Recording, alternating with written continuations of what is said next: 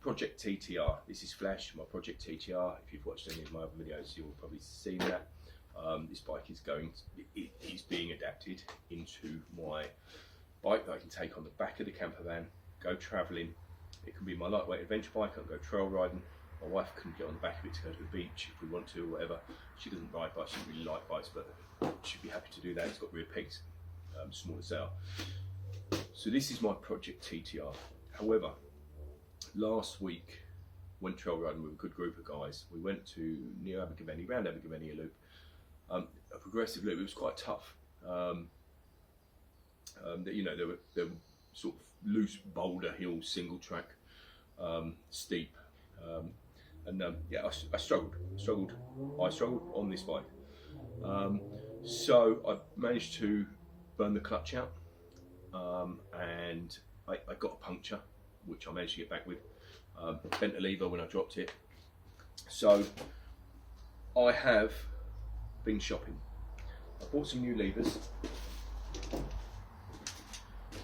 So I've got these super lightweight, adjustable shorty levers. I got them from Steve and Lisa at Totally TTRs down in Devon, I believe that. So they're going on, and I should have no more bent levers.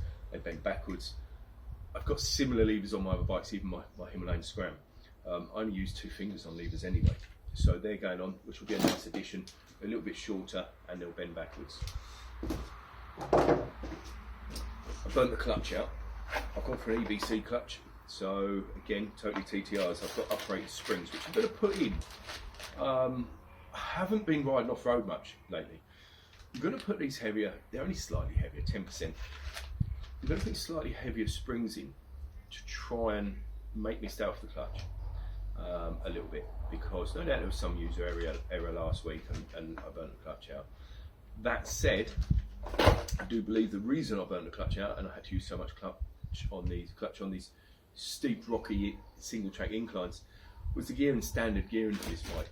Now I know if you're a really good rider that may not be a problem, maybe it is, but it's a 1444 setup, which is the standard road gearing for this bike. This bike will do over 70 miles an hour with that setup.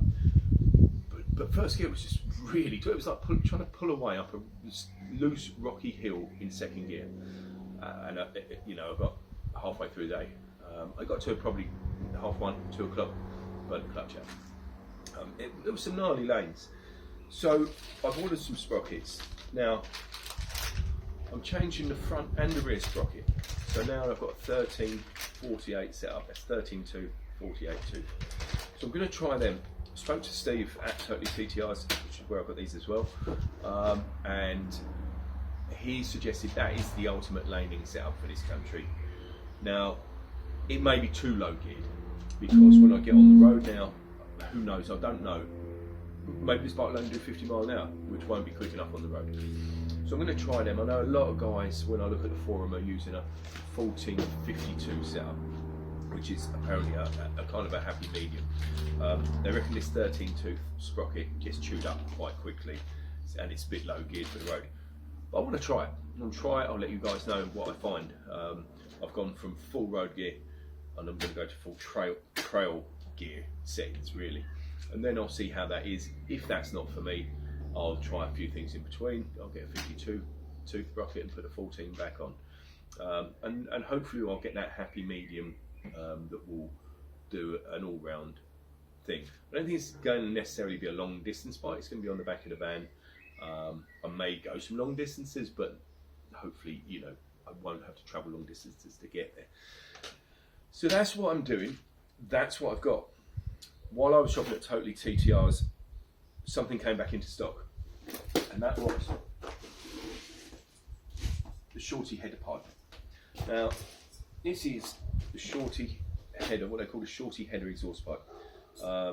So, if you look at the existing one, it loops out, down, and back up. Okay. Now, Steve and Lisa have these custom made by a custom exhaust shop who make for cars, Porsches, and different things. And he has these made in small batches. They're stainless steel, really nice quality finish, and that should potentially reports of 2 to 3 more horsepower, which sounds a lot just for changing the pipe.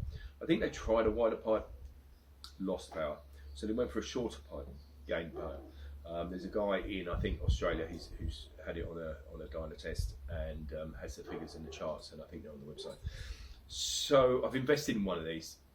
It might not work later on my oil cooler that I'm going to put on the 350 when I do the 350 conversion, but at the moment with the 250, when I'm buying the 350, I'm going to put this on, and hopefully we'll gain a little bit more grunt there as well. With that gearing, there should be no excuses from me anyway. If the bike's not doing its thing, then I need to go and practice a bit more. So that's it. That's what I've got. A 31-year-old bike that I can mess about with and rebuild purely because I can get these parts from Totally TTRs. If Stephen Lisa wasn't running Totally TTRs, I wouldn't have bought this bike because parts would have just been really hard to find and everything else. But at the moment in the UK, this is a great bike to own. You know, it's 130 kilos max. It will go off-road. It will, you know, my wife can jump on it, go to the beach if that's what we want to do, because it has got little foot pegs on the back. I've put a bigger tank on it if I want to go longer distances. Hopefully this bike is going to be a really good all-round bike to put on the back of the camper van and go off and have some adventures. So anyway, I'll keep you informed. I'll let you know how them sprockets work. Maybe it'll help someone in the future. And then I'll probably play around with them, like I say, and report back on those as well, and just we'll have a look at what it does to the top end. There you go, that's it for now. From me and Flash, I'll catch you later.